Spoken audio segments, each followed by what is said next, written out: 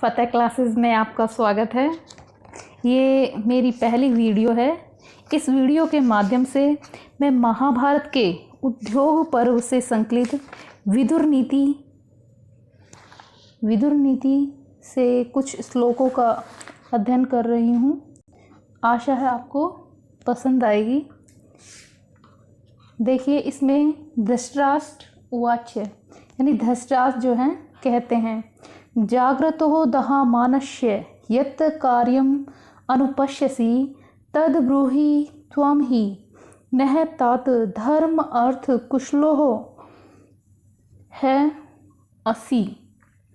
इसमें जो है धृतराष्ट्र जो है धूर्त क्रीड़ा के अंतर्गत कौरवों और पांडवों के अंदर जब धूर्त क्रीड़ा होती है तो उसमें कौरव जो है विजित हो जाते हैं और पांडव हार जाते हैं, जिसके कारण जो है युधिष्ठिर को अपने भाइयों सहित वन को जाना होता है, वनवास के लिए जाना पड़ता है। जिससे इस घटना के दौरान धृतराष्ट्र जो है कुछ नहीं बोलते हैं, जिसके कारण उनका अपमान होता है। उन्हें उनके कृत्यों के कारण जो है दुष्कृत्यों के कारण उन्हें प्रताड़ित होना पड़ता है।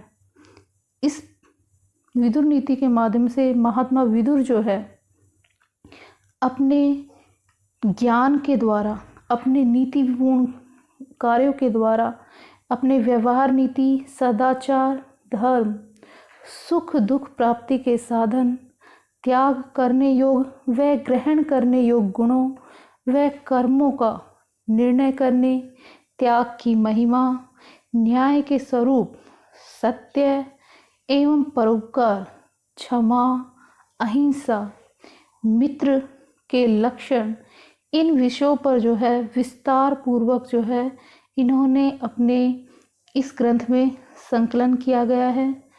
महात्मा विदुर ने राजा धृतराष्ट्र को लोक और परलोक में कल्याण करने वाली सभी बातें समझाई है।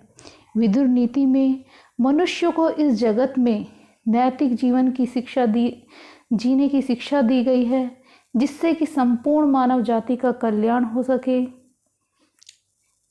आगे इस श्लोक में देखिए, जाग्रतो दहा मानस्य यत् कार्यम अनुपश्यसि तद ब्रूहि त्वं हि नह तात धर्म अर्थ कुशलो है असि। यानी तात यहाँ आया है किसके लिए? विदुर के लिए। विदुर छोटे हैं धृतराष्ट्र से आयु में, इसलिए एक संबोधन सूचक के रूप में प्रयोग किया गया है। जाग्रते दहा मानस्य यत् कार्यम अनुपश्यसि तत् तं ब्रूहि हि नः धर्म अर्थ कुशलः असि। यानी कि धृतराष्ट्र ने वाच्य यानी कहा, जागृत यानी रात्रि जागरण के रोग से ग्रसित, दहा मानस्य चिंता के कारण जलते हुए, यत् मीन्स जो, कार्यम कर्तव्य कर्म, अनुपश्यसि तुम समझते हो, तत् मीन्स वह, ब्रूहि यानी कहो, ही यानी क्योंकि, न यानी हम लोगों के लिए, तात हे प्रिय, धर्म अर्थ कुशल, धर्म और अर्थ के ज्ञान में निपुण, ही यानी सचमुच में कि आप धर्म और अर्थ के ज्ञान में निपुण हैं, इसलिए हमें नीति विषयक बातें बताइए। तो रात्रि में जो है विदुर जो है महात्मा महाराजा धृतराष्ट्र को कहते हैं कि महाराजा धृतराष्ट्र जो है विदुर से कहते हैं कि हे तात, मैं चिंता से जलता हुआ अभी तक जाग रहा हूँ। तुम मेरे करने योग्य कार्य जो है वो मुझे बताइए, क्योंकि हम लोगों में जो है तुम ही धर्म और अर्थ के ज्ञान में जो है निपुण हो। इसका विशेष ये होगा कि धृतराष्ट्र जो है सोमवंश के महाराजा शांतनु के पुत्र और कौरवों के पिता थे। शांतनु ने 2 विवाह किए थे। प्रथम पत्नी गंगा थी, जिनसे भीष्म पितामह उत्पन्न हुए थे। दूसरी सत्यवती थी, जिससे 2 पुत्र हुए। एक का नाम चित्रांगद था और दूसरे का नाम विचित्रवीर्य। चित्रांगद उसी के नाम के गंधर्व के द्वारा मारे जाते हैं। विचित्रवीर्य ने काशी की 2 राजकुमारी अंबिका व अंबालिका से विवाह किया और विचित्रवीर्य की जब मृत्यु हो जाती है तो वंश की वृद्धि के उद्देश्य से सत्यवती अपने पुत्र व्यास महर्षि से संतान उत्पन्न करने के लिए उन्हें बुलवाती हैं। व्यास मुनि जो है जटा वक्कल वस्त्र धारण करने किए हुए होते हैं। जब वे अंबिका के सामने जाते हैं तो वह आंख मूंद लेती है, जिससे उनका जो पुत्र होता है वह जन्मांध होता है। यह दृष्टांत कहलाए और अंबालिका डर से पीली पड़ जाती है, तो उनका जो पुत्र हुआ वो पांडु रोग से ग्रसित रहा, इसलिए पांडु कहलाए। जन्मांध होने से धृतराष्ट्र ज्येष्ठ पुत्र होते हुए भी राज सिंहासन पर आरूढ़ नहीं हो पाए। उनके स्थान पर पांडु को राजा बनाया गया। इसकी उनके मन में हमेशा जो है भावना रही कि मेरे अंधेपन के कारण जो है मैं राज सिंहासन नहीं ले पाया। ऐसी ही दुर्भावना उनके पुत्र दुर्योधन में थी। वह भी युवराज बनना चाहते थे और अपने इस कृत्य को करने के लिए वो पांडवों को उनके अधिकारों से वंचित करना चाह रहे थे। वह संपूर्ण राजपाट जो है अपने अधीन करना चाहते थे, उनको उनका अधिकार नहीं देना चाहते थे, जिसके कारण ये धूर्त क्रीड़ा के माध्यम से पांडवों को वनवास जाना पड़ा और अज्ञातवास का भोग करना पड़ा। आगे देखिए दूसरा श्लोक। त्वं माम यथावद विदुर प्रसादी प्रज्ञा पूर्वम सर्म आजात शत्रुहो यत मनुष्य पथ्यम अदीन सत्व शेषकरम ब्रूहि तद वै करुणाम। विदुर त्वं माम प्रज्ञा पूर्वम यथावत प्रसादी अदीन सत्व यत आजाद शत्रुहो पथ्यम करुणाम वै शेषकर मन्यसे तत्सर्व ब्रूहि। त्वम यानी तुम, माम यानी मुझे, यथावत उचित, विदुर हे विदुर, प्रसादी यानी शिक्षा दो, प्रज्ञापूर्वम बुद्धि से विचार कर, सर्वम सब बात, अजात शत्रु युधिष्ठिर की, यत में जो, मन से समझते हो, पथ्यम हित कर, अधीन सत्व हे उदार चेता, शेष कर्म कल्याणकारी, ब्रू यानी कहो।